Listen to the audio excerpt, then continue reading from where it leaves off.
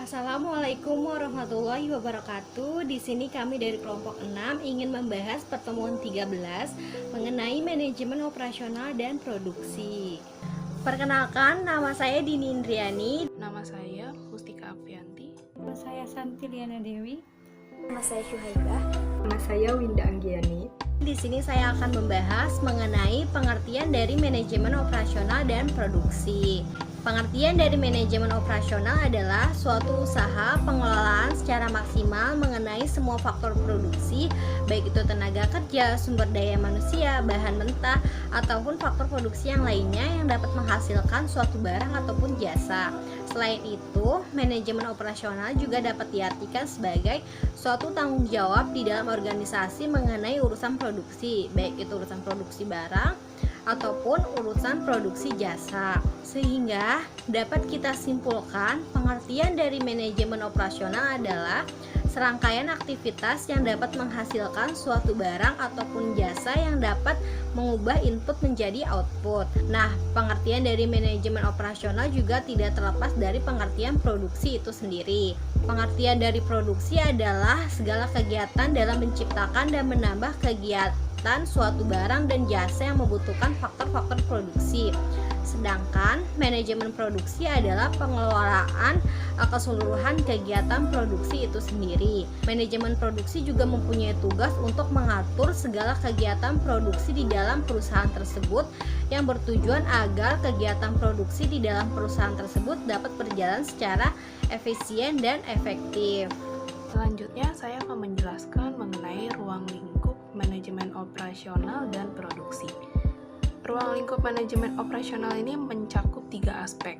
Yang pertama, perencanaan sistem produksi dilakukan bertujuan untuk menghasilkan suatu produk atau jasa yang sesuai dengan apa yang dibutuhkan dengan konsumen. Hal-hal yang perlu diperhatikan seperti desain produk, perancangan proses atau peralatannya, lokasi tempat pembuatan, fasilitas pabrik, dan lainnya. Yang kedua adalah pengendalian produksi. Di setiap kegiatan produksi perlu adanya pengendalian, seperti memberi kewajiban dan adanya pengawasan di setiap kegiatan produksi. Gunanya pengendalian ini agar kegiatan organisasi tetap berjalan sesuai perencanaan awal. Yang ketiga, sistem informasi produksi. Di sistem informasi produksi ini dibagi lagi menjadi 3. Yang pertama, struktur organisasi. Struktur organisasi lebih ke proses bagaimana menjalin hubungan antar organisasi, bertujuan untuk mencapai target pada organisasi tersebut. Yang kedua, produksi atas dasar pesanan. Pada produksi atas dasar pesanan, bagaimana kita untuk mempertahankan kualitas barang kita. Karena di sini walaupun kita sudah memberikan atau sudah menghasilkan produk-produk secara reguler, namun ada beberapa konsumen yang ingin dilayani secara berbeda. Dan yang terakhir adalah produksi untuk pasar. Biasanya pada sistem ini di mana organisasi tersebut sudah memiliki basis pasar yang cukup bagus, maka produksinya ditentukan berdasarkan permintaan yang ada di pasar tersebut.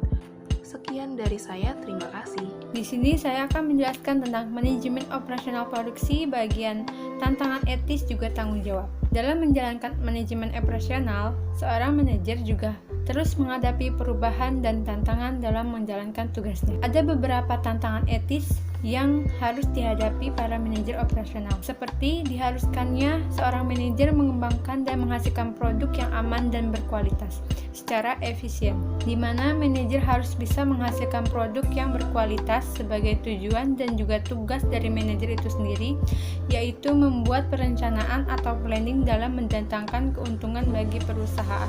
Yang kedua, menjaga lingkungan yang bersih.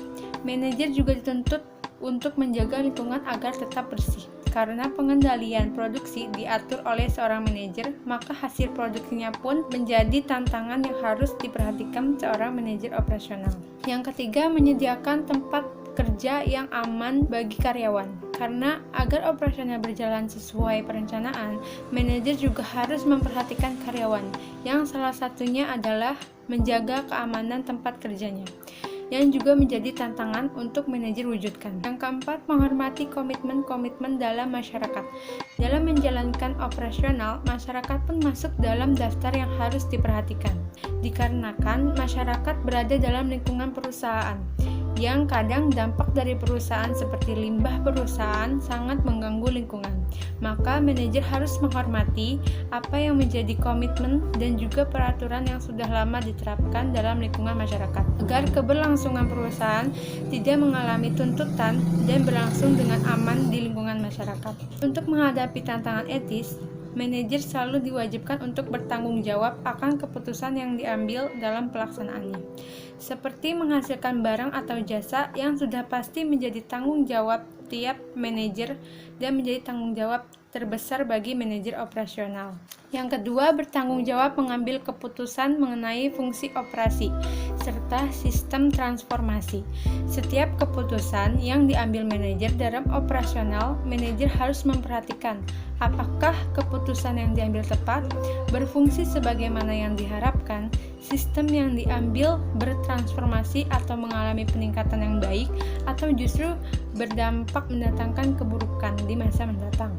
Dan yang ketiga, tanggung jawab yang terakhir adalah mengkaji pengambilan keputusan dan fungsi operasional. Manajer harus mengkaji setiap keputusan yang diambil, melakukan pemeriksaan, penyelidikan, serta mempertimbangkan apakah keputusan yang diambil tepat dan tidak berbahaya bagi perusahaan, seperti melakukan uji coba, mentelaah dampak baik dan buruk dari suatu keputusan itu.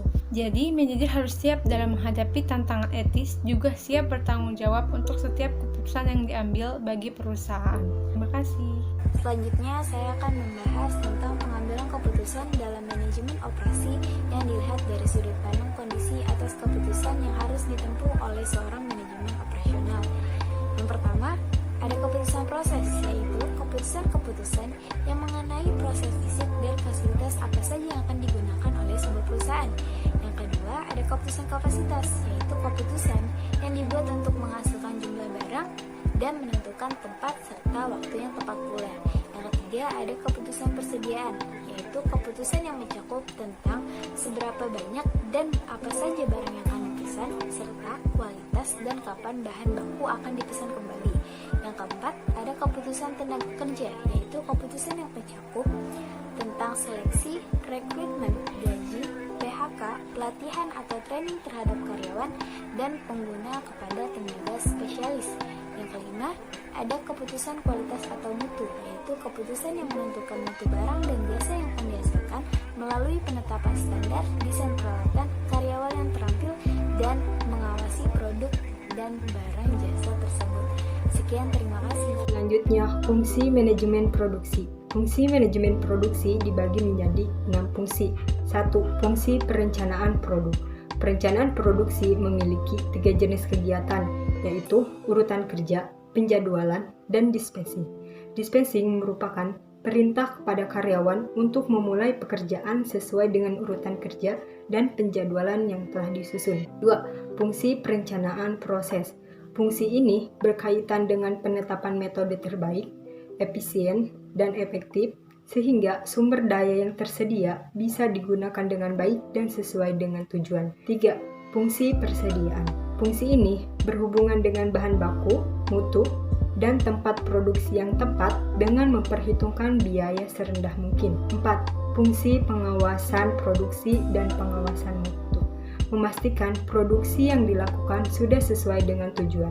Fungsi pengawasan mutu perlu dilakukan agar barang yang terdistribusi di pasar sesuai dengan keinginan dan kebutuhan pasar tersebut.